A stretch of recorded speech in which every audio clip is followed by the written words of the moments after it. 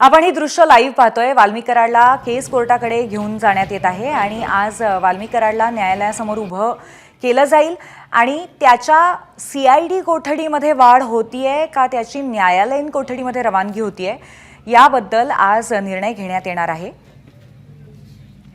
या संदर्भात अधिक माहिती घेऊया। गोविंद शेळके आपले प्रतिनिधी आपल्या सोबत आहेत। गोविंद, सध्या वाल्मिक कराड यांना रवाना करण्यात आलेला आहे न्यायालयाच्या दिशेने। आता इथून पुढची प्रक्रिया महत्त्वाची असणार आहे, कारण सीआयडी कोठडी मिळतेय का न्यायालयीन कोठडी मिळतेय, कशा पद्धतीचा निर्णय पुढच्या भवितव्यावरती घेताय आणि त्याचबरोबर सीआयडीच्या कडनं सुद्धा कुठले खुलासे येतात त्याबद्दल उत्सुकता असेल। काय माहिती मिळते याबद्दल? पूर्वी पुढच्या 50 मिनिट ते 1 तासाच्या अंतरामध्ये केज जिल्हा व सत्र न्यायालयासमोर वाल्मिक कराडला हजर केलं जाईल।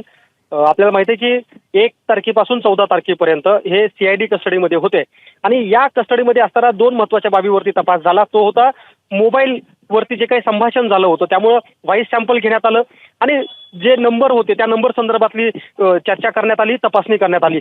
याच्यावर सीआयडीचं समाधान झालं किंवा नाही हे आपल्याला आणखी 1 तासाने कळू शकेल, कारण ज्यावेळी सीआयडी कोर्टासमोर प्रोड्यूस केलेल्या वाल्मिक कराडचं पुढे काय करायचं हे ठरवेल। त्यानंतर त्यांना न्यायालयीन कोठडी मिळेल की सीआयडी कस्टडी मिळेल हे पाहावं लागणार आहे। एक मात्र खरं आहे की वाल्मिक कराड यांचा सुद्धा संतोष देशमुख हत्या प्रकरणी नाव घ्यावं आणि त्या संदर्भात इकडे जोर वाढत असताना आज कोर्ट नेमकं काय म्हणेल, सीआयडी काय मांडेल हे पाहणं औत्सुक्याचं ठरणार आहे। पूर्वी खरे धन्यवाद गोविंद आपण दिलेल्या माहितीबद्दल। आणि याकडे आता सगळ्यांचं लक्ष असेल की या संदर्भामध्ये कोर्ट काय म्हणतंय आणि पुढची सगळी जी प्रक्रिया आहे ती कशी पार पडतेय।